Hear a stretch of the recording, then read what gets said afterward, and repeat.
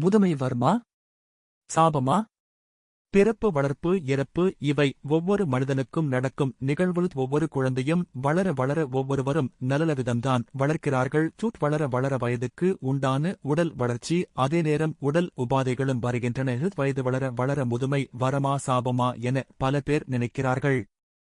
முதுமையை வரமாக்குவதும் சாபமாக்குவதும் அவரவர் கையில் உள்ளது. எந்த கஷ்டம் வந்தாலும் தாயை பார்த்து வன்சொல் கூறக்கூடாது. பெற்றவர்களின் தேவைகளை நிறைவு செய்தால் வாழ்க்கை தன்னிறைவு உள்ளதாக இருக்கும். மாறாக மனம் எளிய வாழ்க்கைக்கு தாவும் என்பார்கள். தாயின் இதயம் குழந்தையின் பள்ளிக்கூடம் போல். தாயை பூ போல பார்க்கும் பக்குவம் வேண்டும். கல்வி உபயோகிக்க வளரும். செல்வம் உபயோகிக்க அழியும். இறைவனைப் பற்றி படித்தால்தான் மனதில் இறைவனைப் பற்றிய பயம் வரும்.